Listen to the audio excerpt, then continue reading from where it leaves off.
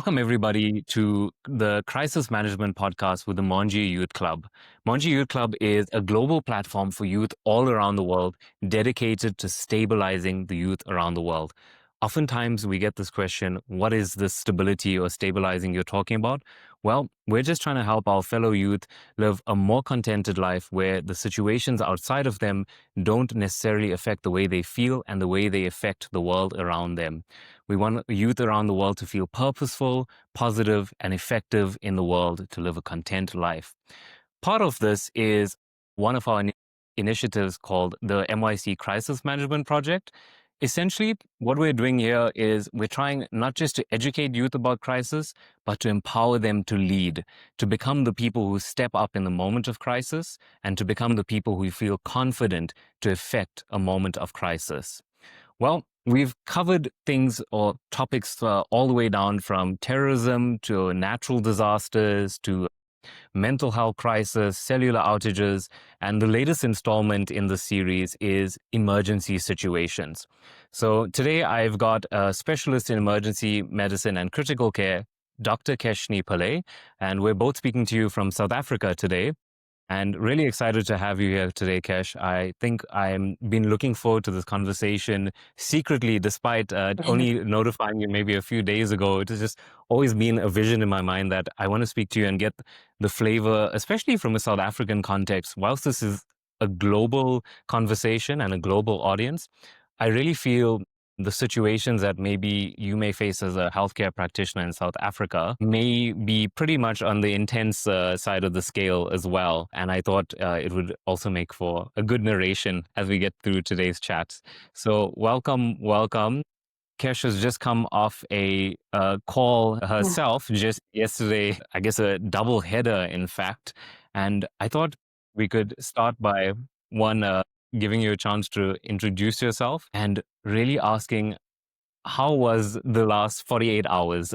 You've just worked a call on this exact theme. So how are you and how's it been?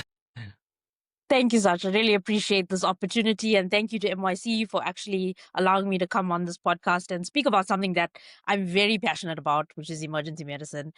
The last 48 hours, I like to think of working in emergency medicine shift like childbirth. So it's really, really painful in the moment. But once it's all said and done and packaged, and once you're sitting at home neatly in your bed, you get to look back and see at the lives you affected and how much of difference you actually make in the world. And it kind of gives you motivation to get up and go the next day. And once you're in it again, you're birthing a child. Extremely painful situations, the roller coaster of emotions that you go on in one shift alone. Especially like you're saying Yeah. in the South African context, we face a very high burden of things that many people in the world actually don't get to see.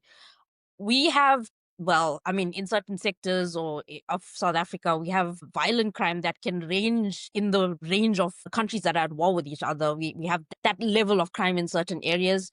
We have really, really sick medical conditions. So we take care of a wide variety of pathologies and people from different social circumstances, different situations. The thing I love most about emergency medicine is it's almost the interface between humanity and a person's medical journey. You are the cold face. Somebody comes into a hospital at their most vulnerable point when they're unsure about what's wrong with them.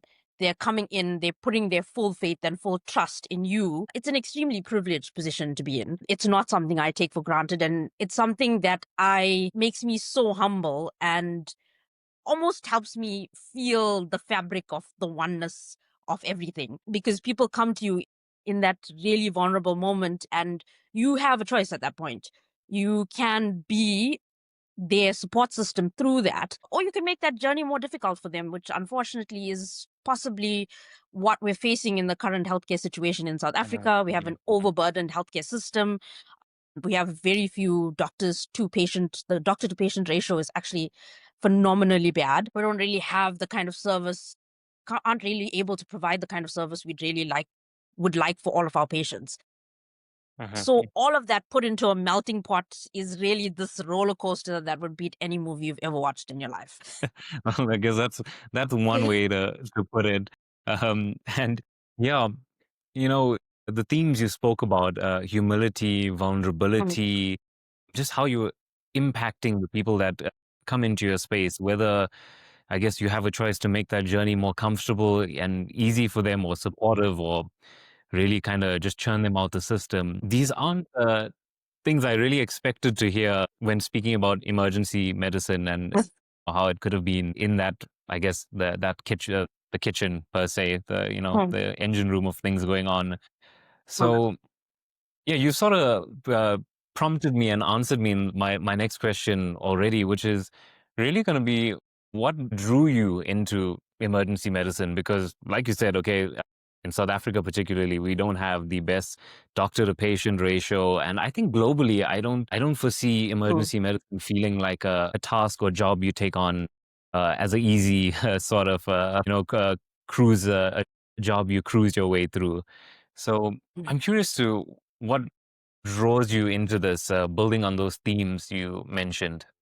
Yeah, so that's very correct. I don't think anybody goes well now. I think so. Emergency medicine is probably one of the younger specialities, and it Mhm, really came from that idea that you previously, like in some older hospitals, even in KZN, the emergency department is actually called a casualty, and that word mhm. casualty is so burdened and heavy laden. It's actually from World Yeah. War II era, where casualty was a place you put old machines or things that you wanted to just go there to die, which included people who were shot in the thigh, because at that point, vascular surgery wasn't as prolific Mhm, as it is now. So mhm, people just mhm, assumed if you had a major vessel injury, you were going to die. So they put you in a corner, they left you there. And over mhm, time, as medicine progressed, there became this idea that, hey, you know what? Maybe not everything's a lost cause.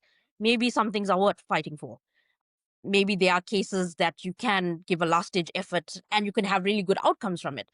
And that's really where emergency medicine was born from. So it's a very new kid on the block speciality. And it really comes from the premise that we needed to turn that idea around, that we needed to have people that could dig deep in really, really mhm, dire circumstances. And I think you and I have spoken offline about this. The EM mindset comes in that idea. mhm, mhm, Whereas previously people were looked at as you are unsalvageable, your condition's unsalvageable, we can't help you. mhm, To now where it comes in, it bridges that gap where we can provide effective care to people in a vulnerable moment at probably in many cases the worst day of their life. Yesterday I had a 14-year-old who had overdosed on an opioid. She was actually given a drink by a friend, what she didn't know was laced with a certain drug, and she came in.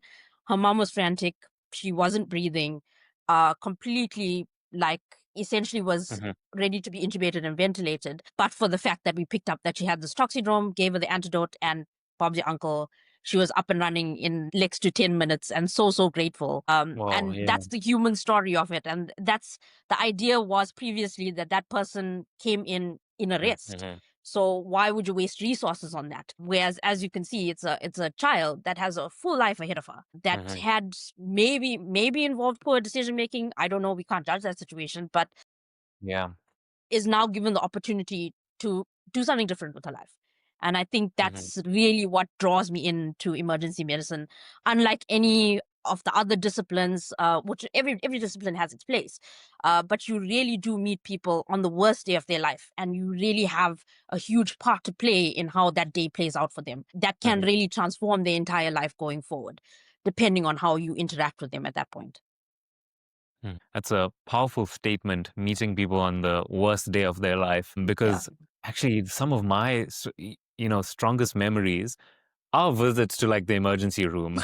And I've not been aware of that until you've just said it. It's So anxiety I think, provoking, right? yeah, It's a very yeah, anxious like, situation. yeah, it's a core memory in my head. Mm, And I think even the story you mentioned here about this 14-year-old girl coming in, mm, ODing on some opioid drink, it's leading to the value substantiation of this conversation, because mm, I don't really want to have today's conversation as a professional and theoretical discussion. And that's also largely why I'm really happy to be speaking to you, because I feel like you can humanize and make these things mm, practical from our personal and offline mm, conversations. So I think really today I want to bring out the value. And before we even get to it, it's just on why this is a valuable discussion for youth to listen to today. I actually pulled Mhm. up some statistics earlier in the day, and some of them really surprised me. There's some research done by WHO and the Road Traffic Management Corporation, which was actually reported by Car Tracker in South Africa. So, road traffic injuries were rated the leading cause of death for youth age 5 to 29 worldwide. That is like, I was like, I had to fact check that fact. Like, I just, that seemed unbelievable to me. And in fact, in South Africa itself, we've had a 12% increase in teen fatalities from car crashes Wow. just in 2025. So it is a significant number.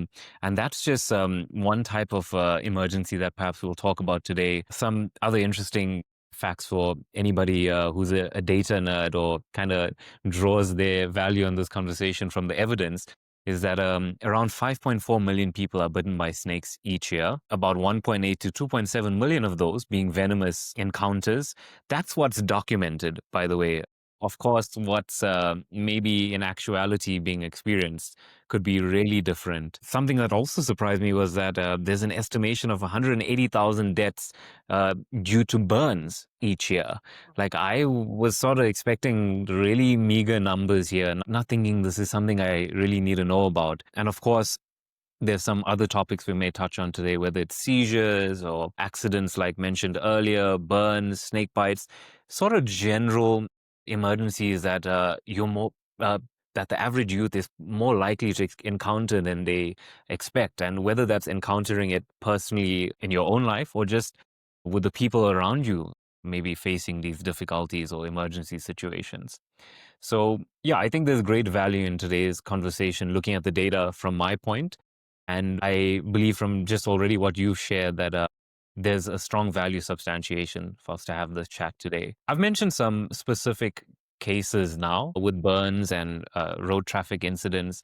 But before we get into I guess, the more subjective and specific topics, I wanted to chat with you a bit more about this mindset. Oftentimes, the first thing that comes to mind for me is if something's going wrong, I need to be calm. But that's really a bit basic because it's pretty hard to be calm if somebody's just been shot next to me or is having a seizure. And I guess really, I want to pick the discussion up more generally on how we should be orientating ourselves mentally in emergency situations. Okay, so yeah, this is really the core of what where EM differs from almost all other disciplines in medicine. Hmm. So, a very prolific emergency physician in the US, Scott Weingart, has a catchphrase where he says that strategy is for amateurs, logistics are for professionals. And that is almost a swap of what you would expect in most cases, right?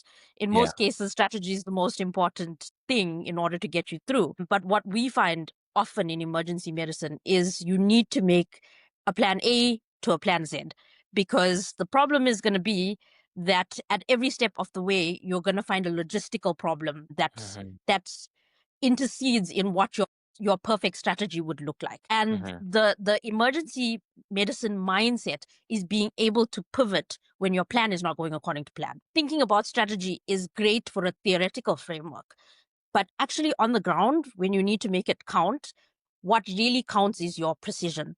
So, as a data scientist, I'm sure you Right. deal a lot with Uh-huh. precision versus accuracy. And Uh-huh. all other branches of medicine are very, very big on being accurate. I need to make the most correct diagnosis, is big on being precise. I need to be able to hit that target the same way I've hit it again and again and again. Every patient Uh-huh. that comes through my door, I need to be able to resuscitate them to full capacity every single Uh-huh. time. So precision is really what is important for us in the EM mindset.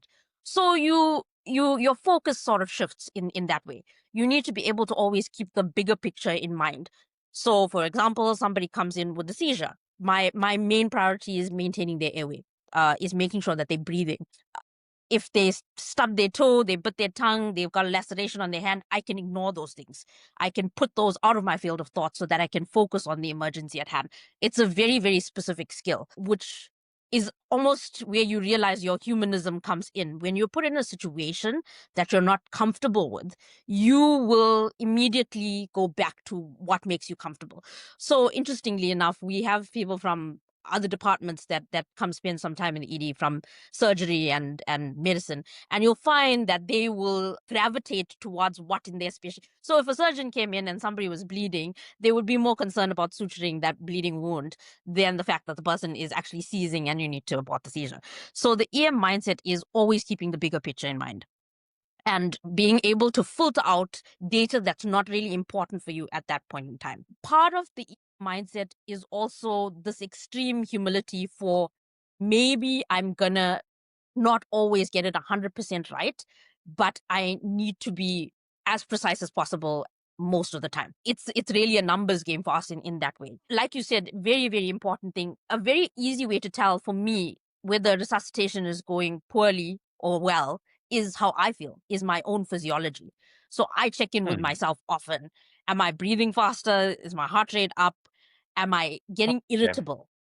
A very easy way to tell that you're not handling a situation well is if you're acting out of character for yourself. And Yeah. immediately as Mhm. that happens in any emergency situation, that is a checkpoint for me that I need to reassess what's going on. So let's use a resuscitation, for example. Patient comes in, completely crashed, needs CPR, needs all of these multiple things to be done to them at the same time. Meanwhile, you have a full department, there's patients everywhere. That situation is almost like a Navy SEAL type of situation. You need uh, a team that's well versed in managing that kind of adversity, and that is Mhm.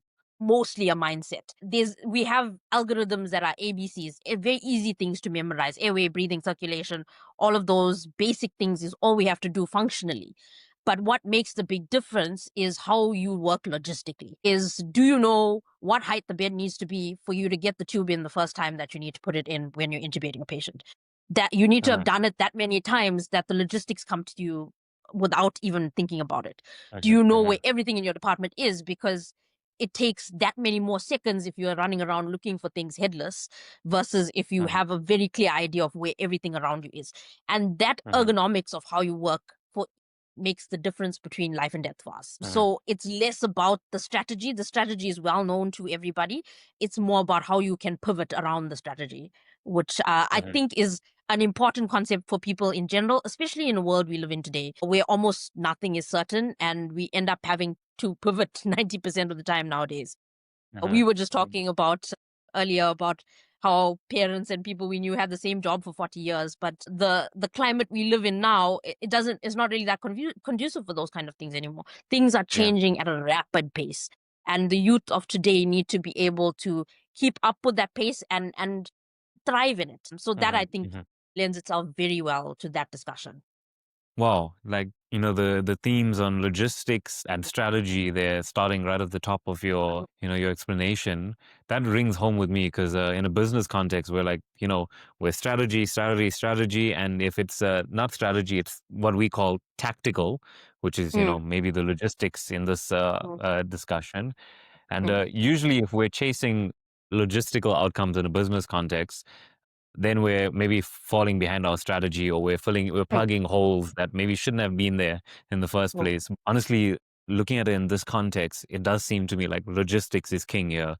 mm, You mentioned having a plan A to Z, and this, as you spoke, I'm sort of visually seeing what you're mentioning. Whether it's I guess being irritable at the bedside if something's mm, going wrong, mm, or if you're having to recalibrate, doing a self-checking mm, check-in, probably in between this whole chaos. The precision you spoke about, it's all mm, really visual for me. mm, But what I realize, it's very visual, that I'm sort of imagining maybe the healthcare professional's standpoint in this scenario, being in the emergency room, mm, knowing where your tools are and what mm. your maybe backup plans are because you've done it so many times. And immediately the contrast struck in my head that the average youth has zero plan, zero expectation, zero idea what they will do when emergency hits. And maybe now that we've seen a little into your mindset and the EM mindset per se, I want to really sort of dumb it down to how what we can extract from that in how the average person, myself included, sort of approaches emergencies. Maybe what I'll ask is there a universal first step that we can extract from this process, or just in general? So there's something I call the pregame. before Hmm. I get on a shift, I usually arrive like maybe 10 to 15 minutes earlier. And I have a very specific pre-game ritual where I go into the emergency department and I start setting up my trolleys the way I like it. So my IV access trolley, my intubation trolley, everything is set up in a way that makes sense to my brain.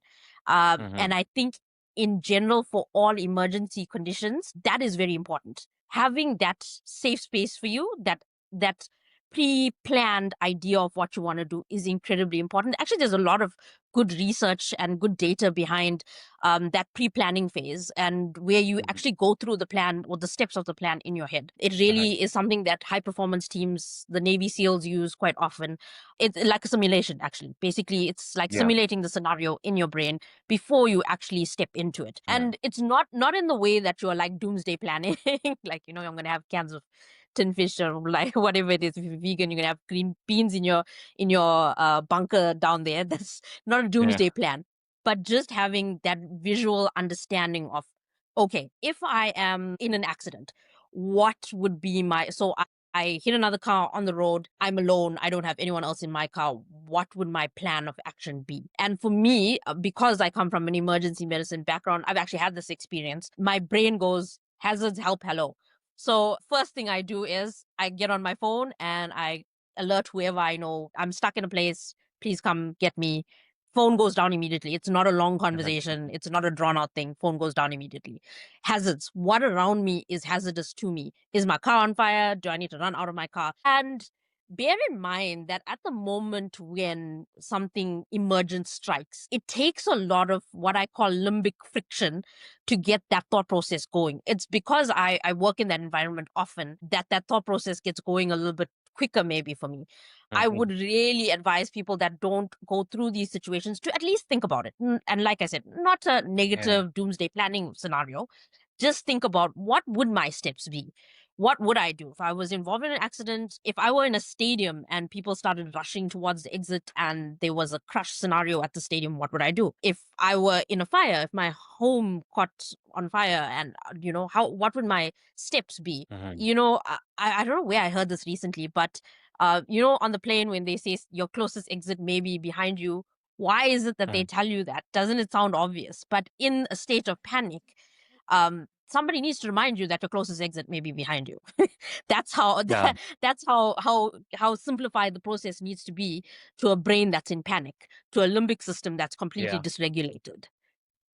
Hmm. So the Hmm. first step for me is always to pregame, is to have an idea of what you would do in that scenario, is probably to have some sort of preparation in that scenario. So in my car, for example, there's always a first aid kit in case Hmm. something happens on the road and I need to provide first aid or I need to give first aid to Hmm. myself. In my house, there's actually a fire extinguisher. I know that's not common for people, but there's actually a fire extinguisher Yeah. because my mom is an arsonist. She burns lots of candles, lots of agrabati. So there has to be a fire extinguisher in our home. Yeah. So those are pre-gaming. That's the preparing for the worst case scenario, hoping for the best.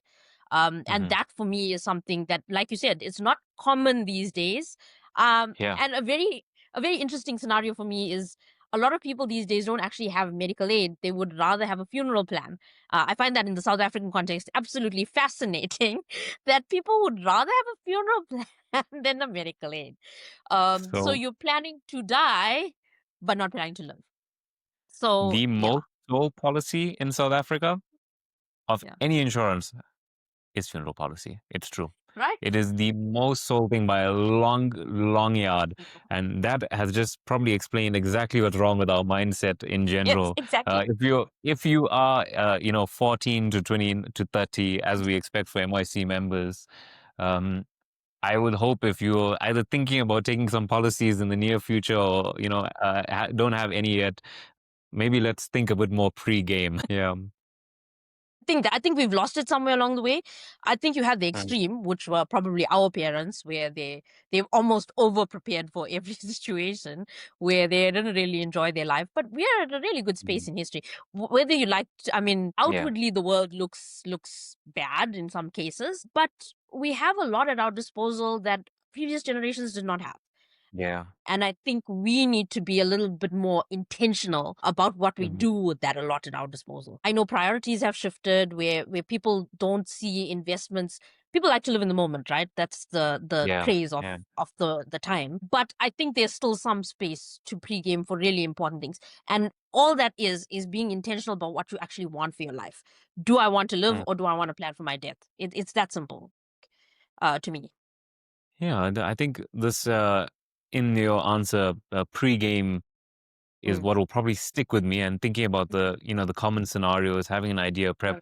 And in a way, I guess this is the pregame. As mm, you're watching this and listening to everything going on, this is part of the pregame mm, today. I also love the kind of framework, hello hazards help, or maybe I mixed mm, the order up, but mm, hello hazards help, hazards hello. If you caught that, I think that's really handy to keep on mind. So this is we've spoken about pre-game, mm, and like you mentioned, maybe a lot of people are kind of focusing on like, okay, let me worry about the worst outcome at the end, mm, not thinking about the preparatory mm, steps or the preventative mm, measures. Let's say we've got someone who's, well, skipped the entire pre-game, general emergency. So yeah, I'm sort of flipping the script here. yeah. As much as the pre-game sounds like a good idea, I'm gonna guess we're still gonna have 80% of people, or majority of people, when they arrive in a situation with no pregame and no sort of rhythm built in how they approach the situation. What is the maybe tip you have for that person who's really not prepared for the situation? I'll paint a picture.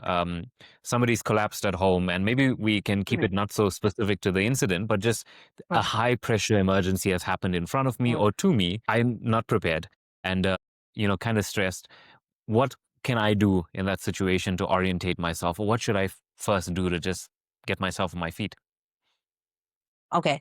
So in terms of medical emergencies, like I said, if you haven't had the experience, or if you've been lucky actually to make it through life without having watched a loved one, or actually seen that experience personally, I've actually had that experience from a very young age. My grand Mm, passed away when I was 10 years old, and I was the first responder to her. My mom was away, my dad was asleep, and I walked into a room and found her completely collapsed. So mm, and I mean, can you imagine a 10-year-old in that situation? It yeah. was extremely terrifying. To this day, it's one of the hallmark things that I remember in my life. I remember it so clearly, like I can remember what she was wearing at that time. I Mm, remember what the smell in the room was at the time. And the detail to which I can remember that stressful situation. And that just shows you the kind of impact that kind of trauma has on you. And later on in life is probably part of the inspiration for me becoming a doctor, was to not be that helpless in that kind of situation. Because really someone that is pivotal to my life was now yeah. rapidly being removed from it. And I was powerless. I just stood there absolutely Mhm, powerless with no idea. Many years later, when I went to medical school and I learned how to open an airway, and I really beat myself up about it. I'm like, oh my god, if I had just maybe held her tongue forward so that she wasn't occluding her airway, and all these like thoughts go through your head eventually when you learn it. So I would say, quite honestly, and I know we're saying somebody doesn't have pregame, but I think that's another to say, please actually get some pregame. It's not that hard to yeah. to figure out basic life support skills. I mean, there's many ambulance courses, first aid courses that would Mhm, teach you very basic things that can save a life. But in a situation where it's literally your first experience, I think, like you said, we've been talking about, mindset is really important at that point. For me, what I do in situations that are high pressure and out of my comfort zone, let's actually take it out of the sort of medical ambit and be in a mhm, situation that's completely out of your comfort zone. For example, well, I mean, if you're in any emergency situation, in general, you're going to be put out of your comfort zone, whether you like it or not. For mhm, mhm, me, somatically, I like to get back into my body.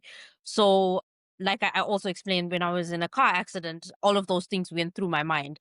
Part of that process was actually me taking a moment to firstly breathe, to feel my own breaths, to know that I'm in my body, because you almost have this out of body sort of experience. You're yeah, looking at yeah. yourself going through the situation, and if Mhm, you allow that to continue, you're not effective in the situation. So mhm, you need to mhm, bring yourself back into your body in some way, whether it's breathing or you pinch yourself, you slap yourself, whatever it is that brings you back into the space of your physicality is important. if you have Okay. to act. If you're Uh-huh. allowed to just not act, or there's somebody there to act for you and you just need to Mhm. experience your emotions, that's fine. But if you're alone and you're in a situation, somebody's collapsed, you need to act. And to Mhm. be Mhm. effective at acting in that situation, you need to somehow gather the courage to be in your body and be present in that moment, as painful and difficult as it may be. So Mhm. that is one thing. Somatically get yourself back into your body, however it is for you that you do that. Mhm. And that reaction time, I'm sure you've heard of the fight, freeze, or flight Yeah. response. So Mhm. that's basically how people react to a situation that is shocking, traumatizing for them. So you can Mhm. have one of those three reactions: either you're gonna fight or do something about it, you're gonna flee the situation, you're gonna somehow evade it, or you freeze, you don't do anything at all. And really, um yeah, I don't know how to explain this better than when you've been in the actual experience and have that happen to you. You almost automatic, depends on your personality type, but for me, I'm a very type A person, so you will try to do something to mitigate the damage caused by that situation. But again, like, I can't emphasize enough pregame, because Mhm. many years later, when I learned these simple techniques that I could have done earlier on, it seemed very simple, and I just didn't know it at that point. It's a bit harsh. I was 10, so maybe you don't be that self-critical, but yeah, Okay. I think what's sticking with me there is find a way to get back into your body. Whether it's yeah, for, whether you're freezing, wanting to yeah, fight, freeze, or flight, you need to get to yourself. yes, Maybe canceling the shock in some sense, or yes, getting yourself out of it. Okay, we've got someone who's done their pregame, or mm, somebody, and they've canceled their shock, but they mm, have a fear of doing something wrong. mm, So maybe it's 10, that 10-year-old kid who has all the knowledge, but the mm, fear that, oh, what if I do something wrong? Any mm. advice on dealing with that fear in a situation where you may need to act? So interestingly, like in emergency medicine, you have two kinds of errors that you can make. You can make an error of commission, or you can make an error of omission. And Mhm. for us, we veer very heavily towards, I'd rather do and get it wrong than not do anything at all. And that's actually a luxury, because most people that come into me, like I said, nobody's going to ask me many questions like, what is this treatment? My relatives collapsed. Yeah. They're dying. Please do something. We don't care what you do. Do something. So in that situation, I'm actually lucky that my errors of omission are sort of overlooked. If people see that you're trying for their relative, it's important to them to see that. Mhm. I know that that is it's a mindset that I personally had to get over when I started emergency medicine, because Mhm. like I said, I'm very type A personality. So doing things wrong doesn't sit well with me at all. And I was so bad at some stage where, I was such a perfectionist that I would have that problem where I wouldn't actually want to go out and do things that could cause any harm in any way. Mhm. And that Mhm. is just a matter of experience and time that shows you which situations you can actually intervene on and get away with, and which situations you should actually be doing nothing. That really only comes with experience. Having said that, I think all of us have an instinctual idea of what is a life and death situation. It's something we in medicine call gestalts. It's this intrinsic feeling that if I don't act now, I am going to be in a bad situation later. And that kind of foresight is maybe something that not all people have, but it's something that you can actually develop. Again, it comes back to putting yourself in that situation and thinking about it beforehand. What Mhm. exactly Mhm. would I do in the situation? So that kind of foresight and the ability to act only comes from the ability to have thought about it beforehand. You're not going to get that raw out of your first experience. The first time you Mhm. meet that situation, it's not going to come to you naturally that I should be Mhm. doing A, B, and C things. It really, really takes a lot of practice, and that's why simulating the scenario is so important for us. Okay, yeah, I think that's making sense to me. Almost like that feeling that if something I don't think about, but if you have the opportunity to act, Mm, you're already in a fortunate space. mm, You're not to say that you should always act, because I'm sure yeah, there's times when maybe you shouldn't. But especially if you've done your preparation and you've mm, got the knowledge at hand to deal with the situation, mm, however simplistic that knowledge is, mm, as long as you know it's applicable to the situation, perhaps it sounds to me that it's better to you know try then omit that effort with the Mm. knowledge at hand, I suppose. So, yeah, we've spoken a bit about how to orientate yourself, talked about the preparation we can make. And that's a large part of what this session is for. There's common scenarios that maybe come up in the emergency room. And I think I mentioned some statistics earlier about road traffic accidents, about seizures, burns, and snake bites. These are the themes I sort of want to break down a bit more, or the scenarios, because I think they are more common than we may Mm. realize. We've spoken, I guess we started the discussions on an accident, and you've Mm. recounted perhaps that you've experienced this yourself.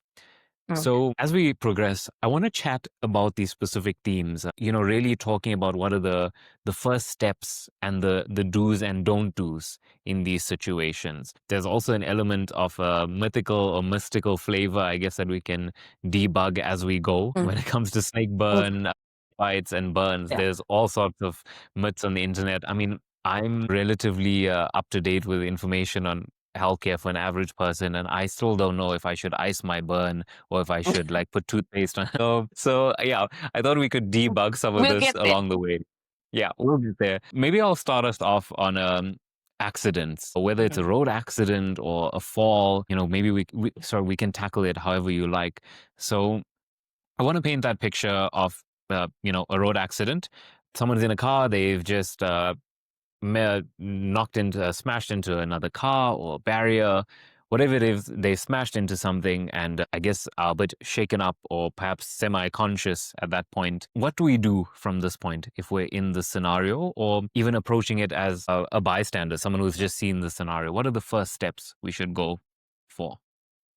Okay. So this is a really good one. It's extremely common, like you said, and especially for youth. It's a very, very common scenario that Hmm. people find themselves in. And it's also something that when I was younger, certainly, and when I first met my very first accident, it wasn't something I thought about. I did not have any pregame for that, for sure. Because, you think you're invincible and you're never gonna die at that point. You're like 21. All of a sudden this really random occurrence happens. It's called an accident for a reason. It happens out of the blue and you have to rally at that point, which, like I said, so I have a very simple way of dealing with that. The first thing is there any immediate life threat to me or to another person? So hazards are actually the first thing. So if my car is on fire, I should ideally, let's paint the picture. Like you said, you've just hit curbside, your car stopped moving, and now you're in your car and you're just sitting there.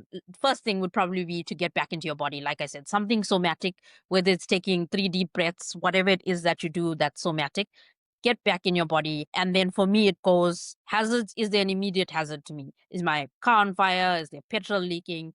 What do I smell? Where am I? Am I upside down? Am I on my head? Am I under the car? Just to orientate yourself as to what the hazards around you are, and then help. So if you have a phone that's available to get help immediately, if you're a bystander, really important to save your emergency contacts. I think people know about the ICE contacts where you save it as in case of emergency. So ICE, whoever your emergency contact is, and then just to have the actual emergency numbers for ambulance services, fire services, and that kind of thing on your phone or somewhere handy where you can get it immediately for those situations, I think is important. It's something we probably don't think about often enough, but yeah, to make it a speed dial and then you go straight through it. And yeah, nowadays cars are sophisticated, so you can just SOS on your car and it will call somebody that will come to your aid, or your Mhm. car just call somebody without as the minute you meet an accident. So at least those things are mitigated a little bit in the current circumstances. And then yeah, you want to kind of look for anyone around you that needs immediate attention. Okay, so then we kind of now delving into the actual medical situation. Mhm. Mhm. Firstly, always make sure that you are protected. So you have some sort of personal protective equipment, whether it's gloves, face mask, whatever it is you need in that situation, and then help other people if you're a bystander. If you're involved in the accident, it's probably better for you to assess whether you are in a space to help another person. That's really Mhm. important. That self-awareness as to whether you're able to do that or not is important. Sometimes the best thing you can do is actually just call an emergency service and let them deal Yeah. with it instead of trying to take responsibility for the situation yourself. So for car accidents, that's really important. And then as a bystander, I think some important things is like I said, to look for the hazards yourself. Is there Mhm. petrol spilling out? Do you have to move around that? And I think often people really mean well when they want to help in an accident scene. So you try to extricate patients from or people from cars yourself. Probably not a great idea unless you think there's an immediately concerning Mhm. life threat that that person needs to get out of the vehicle immediately. It's on fire or something like that. I wouldn't go. I would wait for some sort of emergency service to come and Mhm. extricate people from vehicles. It's quite a detailed process. Firstly, because you're not going to know what injuries the person has in the vehicle, so they could have something like a C-spine injury. So the cervical spine is a very sensitive area of the body. You're not going to know immediately that someone has that kind of injury. But if you displace it, they could become quadriplegic, paraplegic. So, really important that when we so I've been on first response teams, I've been on HIMS, which is the heli service. So when we are extricating people from vehicles, we're very careful with how we deal with the head and neck. Mhm. So the car is almost extra it depends on the kind of extrication you're doing, but that specific thing or how you take a patient out of the car in that way, you must be Mhm. supporting the C-spine at all times because it can cause catastrophic damage if you don't. A lot of people just try to pull and push and sort of get people out of the situation because it just looks very scary. But sometimes it's important to pause and take a moment to see whether it is actually reasonable to move that person out. Yeah, so I think those are the fundamentals that people need to worry about. I think also, yeah, in our context, in South African context, really very important to get police on the scene as soon as possible. Mhm. I, as a first responder, have had some of our ambulances robbed in car Mhm. accident situations. So, I mean, it's not something we like to Mhm. think about, but to couple a traumatic event with another traumatic event of being robbed on the scene is really a very South African experience, I must say. So, Yeah. yeah. Yeah, and depending on where you're listening to this from the rest of the world, that either sounds like absurdity or like, yeah, that makes sense. Uh, hopefully the absurdity for your own good. Yeah. So, yeah, I think simple checklist there that really painted a clear picture for me.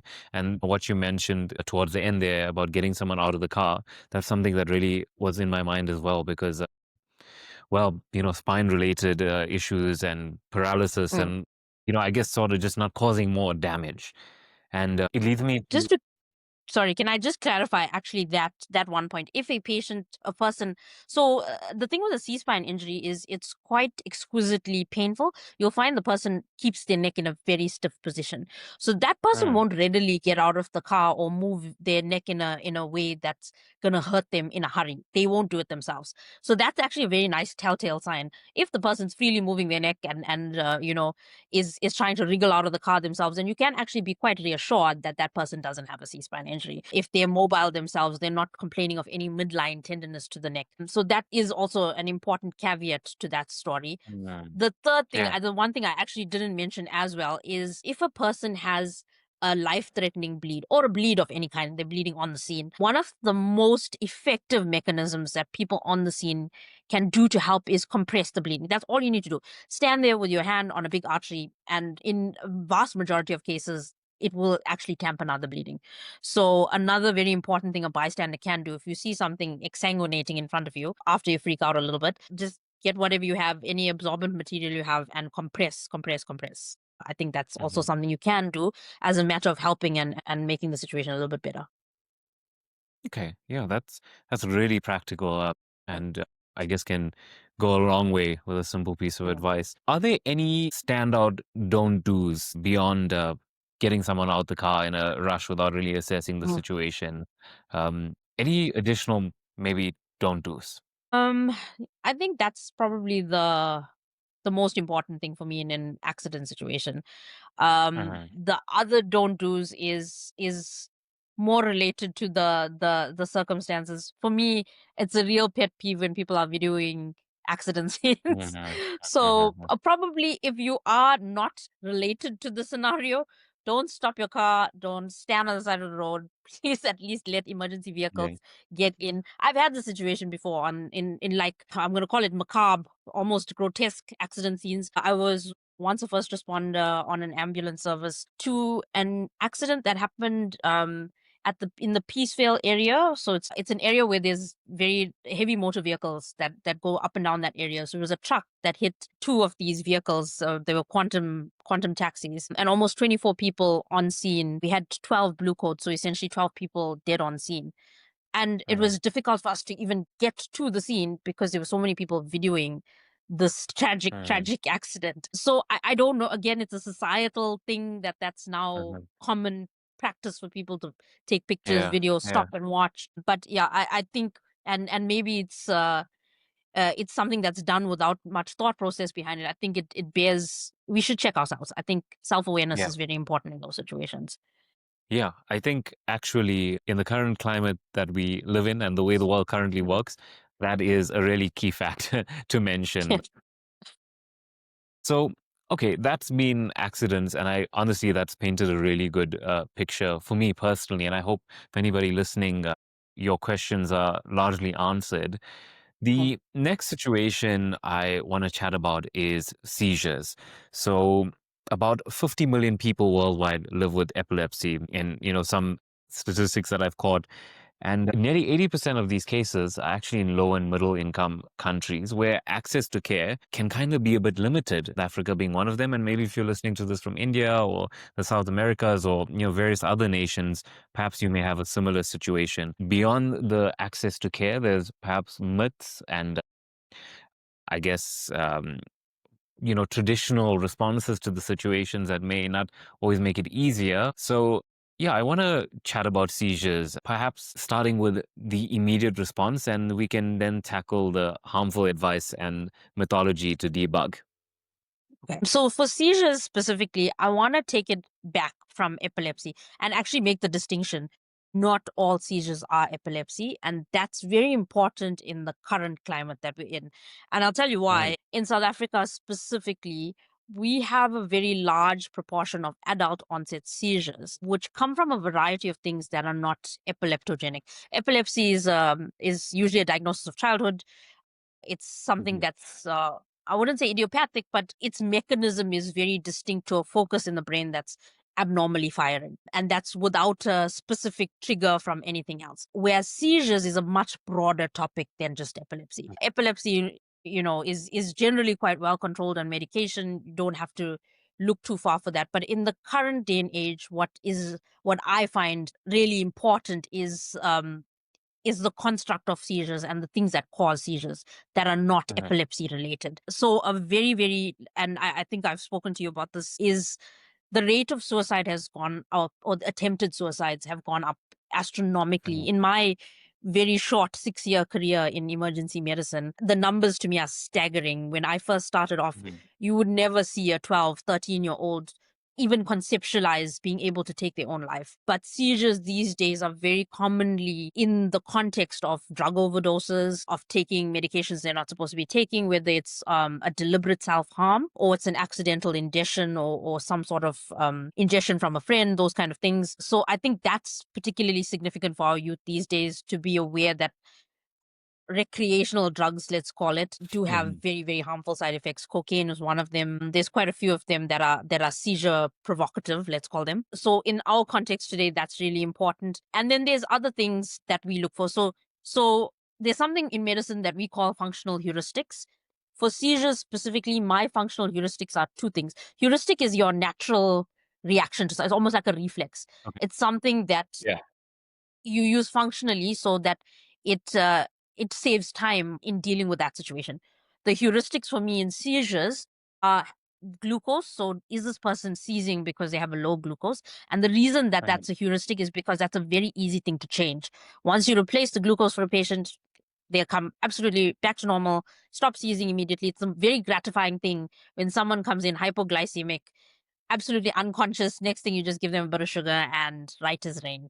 It's actually a very satisfying part of my job when that's the problem. And a lot of the time, it is a problem. So, in that context, for me, seizures, one thing you should always check if you have the ability to is what is the glucose.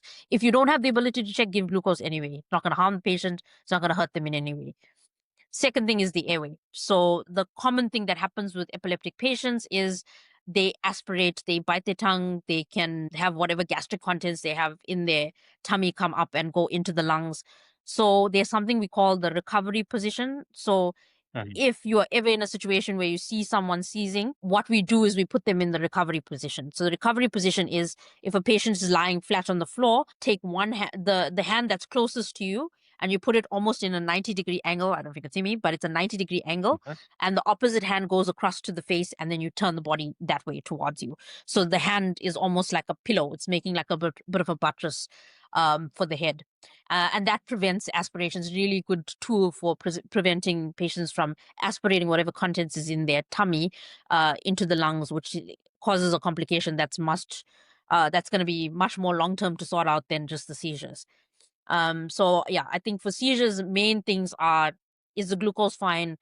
Are they aspirating? Is their airway patent? Are they able to breathe? So the other really, really interesting or nice thing to do is you can tilt their head back. We call it the head tilt chin lift, and that opens up the airway so that the patient can breathe. If you find them snoring, so the telltale sign that the patients are occluding an airway is if they're snoring or they're making this sort of sonorous sound where they're blocking the glottis. So you can hear it. It comes off like it sounds like it's like the patient snoring.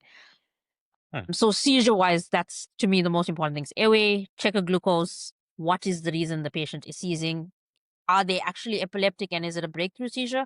Or is there something more to this? Is there an ingestion on board? And obviously get them to a hospital as soon as Yeah. possible for that. Mhm. Things you don't do, please don't put keys in mouths or hands or the key story. I don't know. I grew up in an Indian household in South Africa. Where for some reason, that myth went around quite a lot.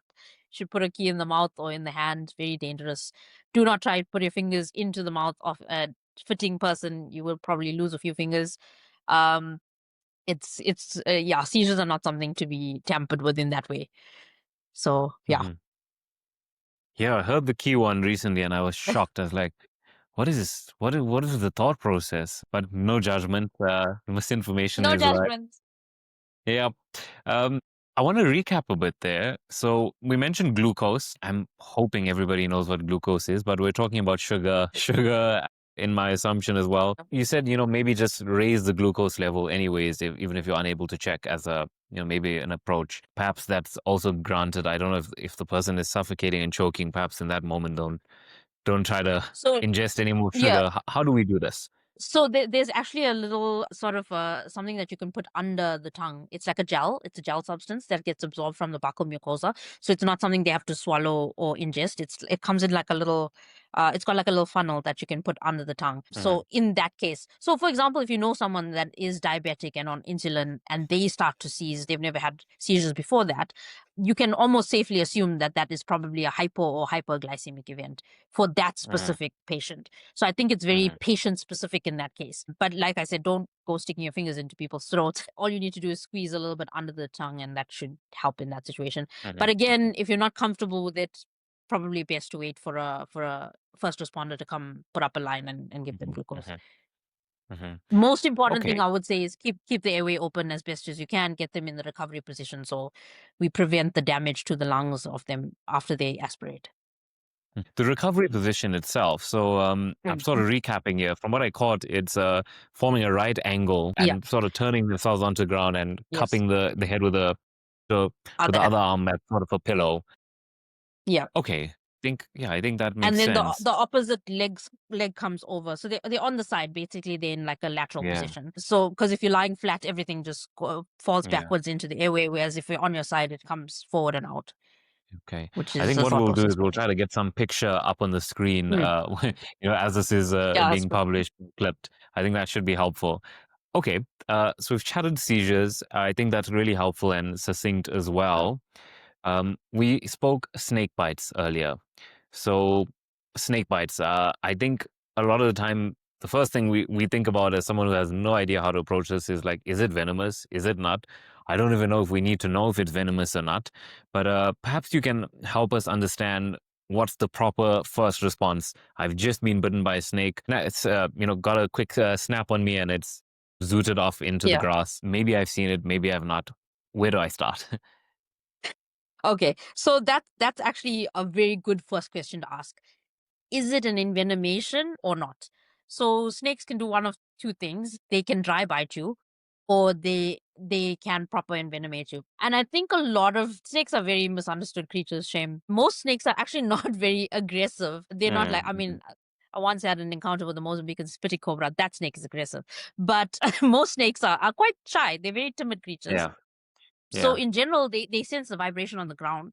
So if they can hear you coming from a distance, they usually get out of the way. The problem that I found mostly working in KZN especially is a lot of people feel the need to attack the snake or to try and kill the Mm-hmm. snake or to try and put it in a bag or bring it, whatever it is. That is where more damage is done than anything else. Mm-hmm. So importantly, for if you have been bitten or if someone you know has been bitten by the snake, please don't run after the snake and try and catch it, because that's just going to end up with two people being bitten by a snake. Like I said, in general, and this is coming back to the exit maybe behind you story. In general, move away from the snake. Try not to interfere with it, be around it. I think that's the most important thing. Different snakes. So we work on a toxidrome, what we call a toxidrome. So we look at the clinical picture of what a patient presents with and then infer backwards that this was a snake. And the reason that is more effective is because in most cases people actually don't know. It either happens in the dark. It's usually children that this happens to. They're a little bit fascinated by the snake. They try and go touch it. And that's when they get bitten, or the person just had no idea, they stepped on the snake and it bit them. So in the majority of cases, people don't know what snake actually bites them, and it's really not important to know. We work on a presentation of what the patient presents with in South Africa, and I'm going to say this is going to be very specific to the region of the world you live in. We have snakes that present three specific ways clinically. So a person can come in with progressive swelling, or what we call progressive swelling. So you get bitten on the foot and you're swollen to the ankle, and then in the next hour your whole lower limb is swollen. So that is very concerning for us. We call that a cytotoxic bite, and that is basically characterized by progressive swelling. Progressive swelling, very bad. People can lose digits, limbs with the snake bite. That's when they're envenomated with a cytotoxic poison. So those are important to note. So if you see a swelling that's progressing very fast, Mm-hmm. very rapid, that's important to note. It's not important to note whether you have fang marks or not. Some snakes have really, really small fangs. Some have back fangs. Mm-hmm. There's the hematological or the hemotoxic snakes can even latch. So those ones, if you find you have to pull off a snake from you, it's most likely a hematological toxin that they have. They latch onto you and they don't let go in a hurry. And then you have your neurological symptoms. Probably the scariest ones of them all are the neurological ones. Mm-hmm. And those are your black mambas, your green mambas in South Africa. Those snakes give you a neurological toxidrome. The thing about it, so I think a person sitting at home, if you get a bite, it's probably not as important to evaluate like if there's fang marks or not. Just try and pay attention to the symptoms you or the person who has been bitten has. So do they have swelling? Do they have nausea, vomiting? So nausea, vomiting is almost a precursor to the neurotoxic snakes bites, and something we call perioral tingling. It's like a weird sensation around the mouth and a very metallic taste in the mouth. Those are very early precursor symptoms that people have when they've been bitten by a snake that has a neurotoxin. And the last one is a hemotoxin. In our context, is the boomslang or the vine snake. Those snakes cause, they have an anticoagulant in their fangs, and they cause blood dyscrasias. So they can cause your platelets to drop, and they can cause bleeding diathesis. So you could start bleeding from the puncture site itself, or if you come to hospital and people put up IV lines on you, you could start bleeding from those puncture sites as well. Mm-hmm. And then you get the snakes that are sort of combination. So we have something in South Africa called the Mozambican spitting cobra. That snake, Mm-hmm. I've had a personal encounter with that snake, and it's not pretty. That snake has a combination sort of picture. So it has a cytotoxic where you get this progressive swelling of the limb, as well as neurological symptoms for that snake. So you can get combinations of these. We have two types of antivenom that's available to us in the public sector, and a lot of snakes are covered under that, but there are still some that fall outside that ambit. There is a snake called the stiletto snake. It literally looks like a stiletto heel. It looks like a millipede actually. It's got a fang that's a proper very large fang. So it's called a stiletto snake. It's also got some hematological and cytotoxic components to it. It doesn't have an antivenom. So yeah, it's mostly focus on what it is that the symptoms are, what symptoms the patient's presenting with. Mm-hmm. And really important, don't go after the snake. Don't try to put it in a bag. Don't bring it to me. I've had snakes come to me and then they're still alive. We have a snake in South Africa called the rinkels. The rinkels is a very, very specific way of luring people in. It pretends it's dead. So it will just lie there lifeless, and then somebody tries to go touch it, and then next thing you are envenomated. Very clever Mhm. snake, that one. Yeah. So just important, try not to handle them in any way. If you have to handle snakes, you'd rather get someone who's a professional. I know in South Africa we have quite a few, especially in KZN, a few snake catchers. So that's really important. And then just common sense things, most importantly, I think. Try not to walk around at night in fields without shoes, without without anything on your feet is probably a bad idea, especially in northern KZN. Don't do it. And when you do encounter the snake, just don't interact. Walk away. Like I said, they sense vibration in the ground, so usually they move away quite quickly unless it's at night, they're sleeping or they're hibernating and they don't see you coming. So Mhm. yeah, just common sense things. Okay, yeah, and I guess a lot of this is don't do some of the silly stuff that people are Yeah. often doing. Trying to Mm. find out what snake it is and attacking it, and yeah. So I'm hearing it's important to note the symptoms that are happening. Whether it's swelling, Mm. especially the taste in the mouth, and Mm. not necessarily the fang marks, but I want to clarify what are some of the things maybe that are harmful myths that people kind of carry out when a snake bite has occurred. Is there anything that comes to mind for you? Yeah, the thing that really comes to mind is putting a tourniquet on the limb. So often what you'll see is people try to tie off the limb in some way to prevent the poison from spreading. That's a very common myth that Mhm. is not helpful to the situation. Oftentimes, when people come in with swelling, it's actually more from that than anything else. So they kind of tie off the limb and localize that swelling to that area.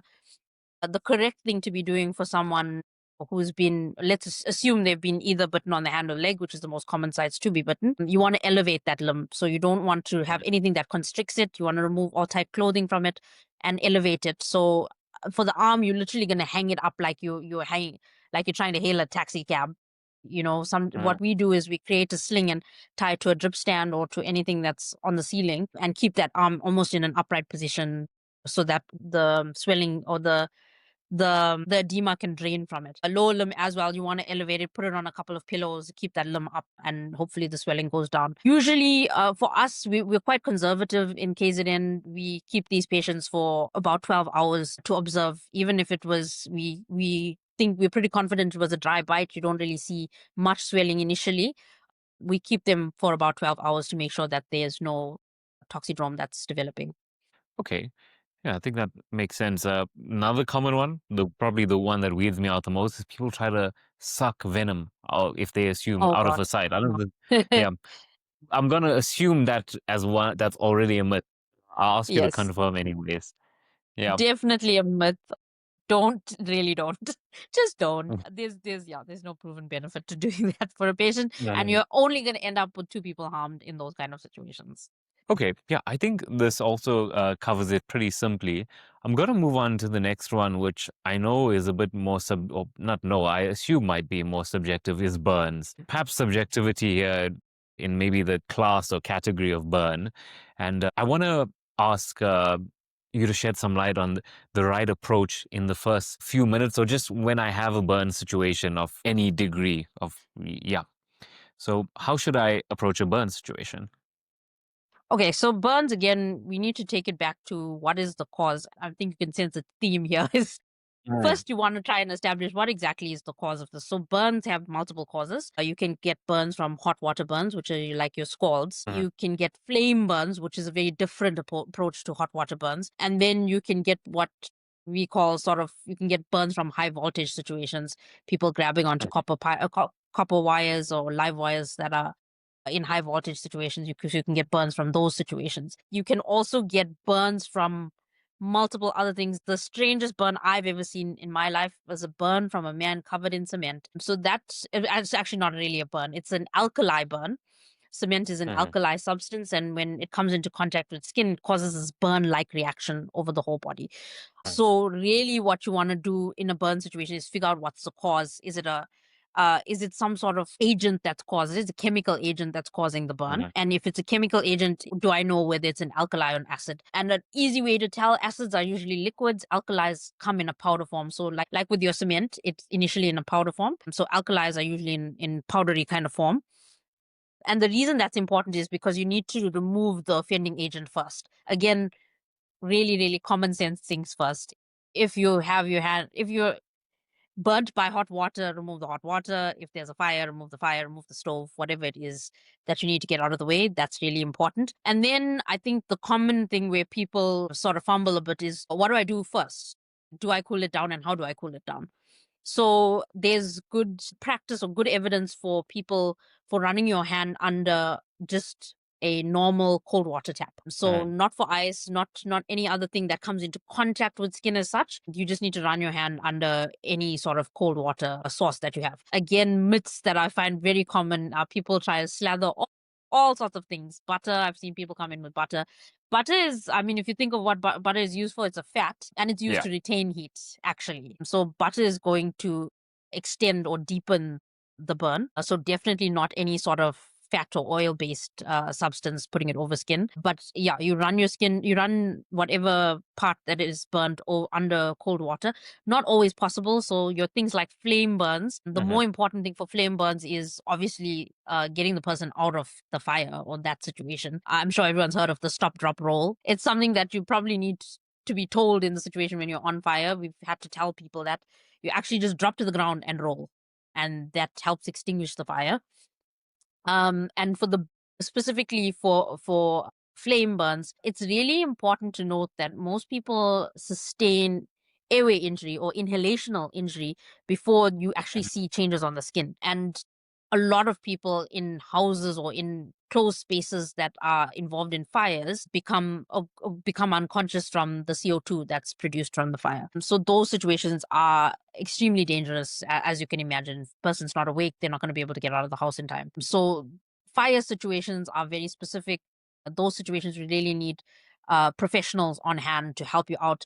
Mhm. Very Yeah. bad idea to run into burning buildings. As much as I know a lot of people have the instinct to do it to save their property, very bad idea, because you will become unconscious first before you feel burn on your skin. So you're not going to have that cognitive awareness that I am in Mhm. a bad Mhm. situation. That's the commonest problem we find in fires, is that people don't actually have the awareness that I'm in danger yet, because they're waiting for the heat to hit your skin, and that's not the first thing that happens to you.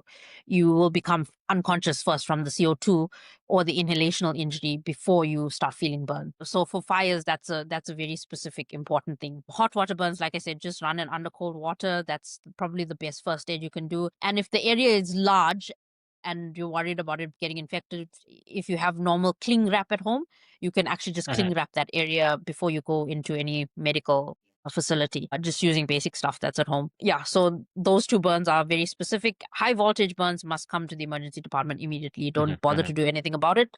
Just bring the patient in as soon as possible to the emergency department. And like I said, the alkalis and acids are probably best to bring straight to the emergency department. Don't Mhm. so so we have a rule in emergency medicine: whatever is dry, keep it dry. Anything that's wet, keep it wet. So the reason we have that rule is specifically for when you wet these alkalis, they become more active with the skin, and it again increases the depth of the burns that you will sustain. Burns in South Africa is a huge, huge problem. I worked in Kailicha, which is in the Western Cape, for a long Mhm. time, Mhm. and it's a really impoverished community where they have multiple people living in a house, and during winter it gets very cold. They start fires in the home. Often there's alcohol involved. So there's a lot of social problems that come Yeah. with burns. Yeah. Yeah. And interestingly, epilepsy and burns are the most common comorbidity of a burn patient is epilepsy.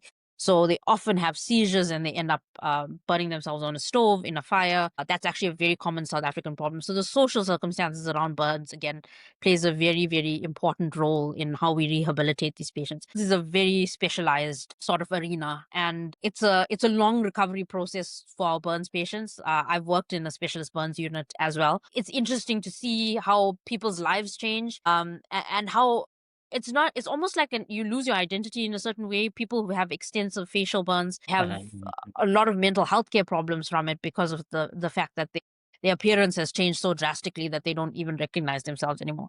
So there's a lot of nuance to burns aside from just even the emergent situation. It has a lot of long-term repercussions, a lot of social repercussions to it. Mhm. Mhm.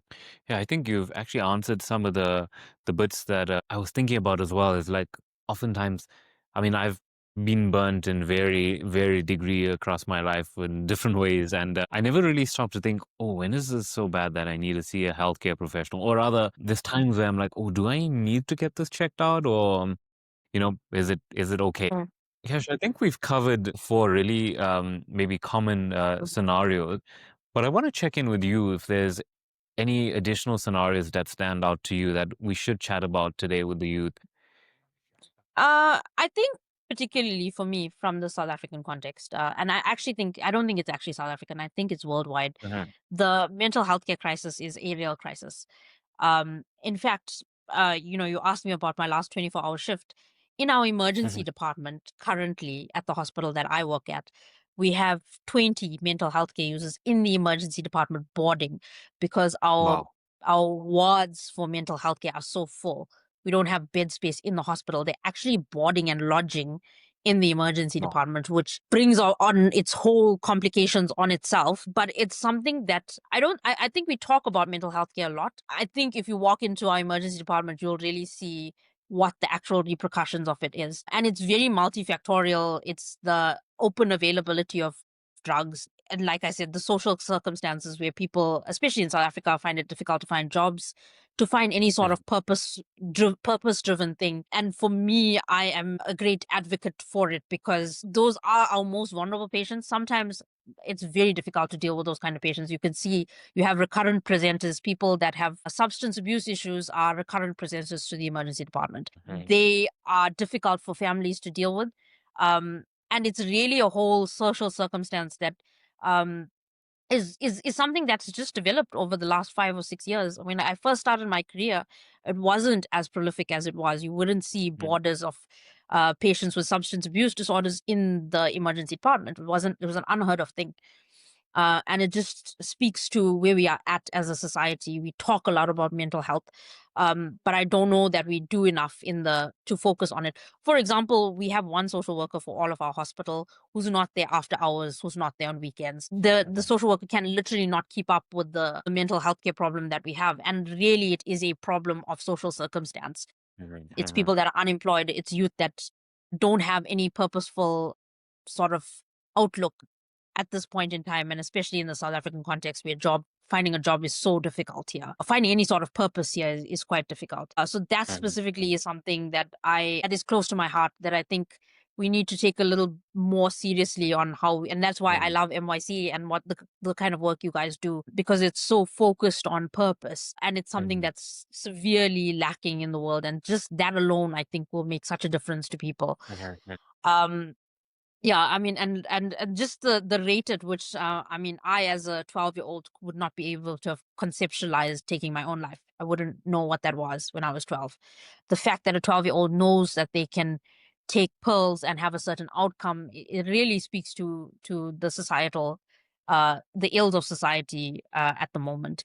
So yeah, I mean, those are the special case circumstances um that I think begs us to be a little kinder to everyone we see around us, because you really don't know the struggle another person's going through until Mhm. you see it live in an emergency department. And actually, yeah, I'd love for people to come and walk through our ED one day and you'll see the variety of problems people face. And actually, very little of that hinges on medical advice. A lot of it is just life advice. What I wrote down as a note there is mental health is an emergency and can be Mm, an emergency. I think I would have not envisioned it myself. Someone who's also really takes mental health crisis mm, seriously, particularly being involved with the youth. I would have not mm, envisioned that you'd have 20 patients in the emergency department sitting, or just a single social worker to sort of take care of this entire case. We hear a lot about mental health nowadays, thankfully. I suppose I say thankfully, but at the same time, it just shows how much of that is actually translating to mm, impact, whether our government's actually deploying more social workers or specialists mm, or people who are able to deal with the situations. Do we have, it really opens a whole other can of, do we have systems in place to address this sort of thing? In this case, what's the pre-game? mm, And yeah, institutions, or rather, I should say, communities like Mohanji Youth Club definitely stand to help the youth in any situation. We talk, I think we keep echoing this word stability, stability, Mm, stability. And it's not a commonplace phrase for maybe youth or anyone around the world, but we're trying to really cultivate and pass this on mm, to all people in the community where, like you mentioned, purpose. I mm. think if you go on the internet, you'll find a lot of videos about how to find your life purpose. And it's like Yes. sort of like everybody sort of starts thinking, and I'm saying everybody, but especially the youth that, oh, we're getting towards the end of our teenage years, we've got to start to figure out what's our purpose in the world.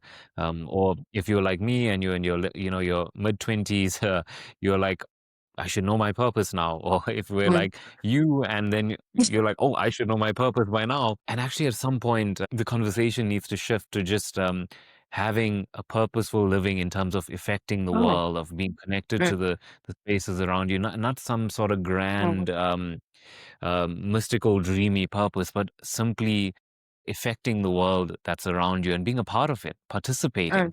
mm, Participation is really a bare minimum requirement to get mm, into these purposeful states. And yeah, I guess I'm sort of segueing into that rant more so because I mm, feel these discussions can really help the youth systematically address some of the mental health emergencies that are coming their way. I mm, did want to chat a bit about some real stories and insights, but honestly, I do feel as we're talking about mental health, that I want to sort of leave this as one of the emergencies that we close off with, and keeping that in mm, mind. We spoke about pregame earlier, and I suppose mm, this will be the same.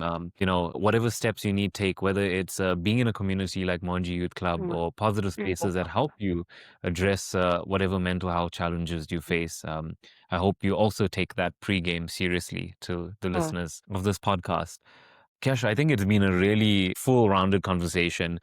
We've mm, gone from all things from the mindsets, the orientations, I guess some funny scenarios, in really dire situations, whether it's mm. being kind of robbed on the roadside after your accident, to the specific cases of emergencies and the very serious case of mental health being an emergency as well.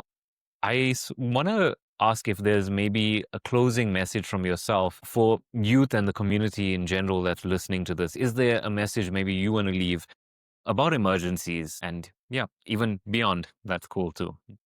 Yeah, okay. So, like I said, it's emergency medicine is a passion of mine because you really are faced with the ultimate humanitarian crisis every moment of your life. And it is a position I don't take lightly at all. It is a position of great responsibility for me. And I think anyone who finds themselves in that situation almost invariably finds themselves introspecting on what their life means after that. Whether it's the loss of a loved one, whether it's being in a Yeah. car accident, losing functionality, whether you become paraplegic from a car accident, your life is going Mhm. to change. And Mhm. how you stand up to that change becomes the definition of who you are as a person. So your emergency can lead to very, very immense Yeah. breakthroughs for you, or it can set you back. And that is really a Mhm. decision all of us have to make whenever we're faced with a challenging situation. So that's kind of the thought I just want to leave everyone with. It is within your ambit to choose how you will live your life from that emergency. Honestly, that is powerful, and I Mhm. don't want to even add on to Yes. that. I'm going to say, Kesh, thanks so much for taking the time to speak to us today, to speak to the youth of the world. Mm. You've definitely contributed to the pregame of the many that will listen to this today. From my side, from Mohanji Youth Club, thank you for listening. I hope this has been added some value for you and really equipped you to be a leader in these situations, not only for yourself, but those around you. Thanks for listening. Like and subscribe. Thanks, guys. Bye.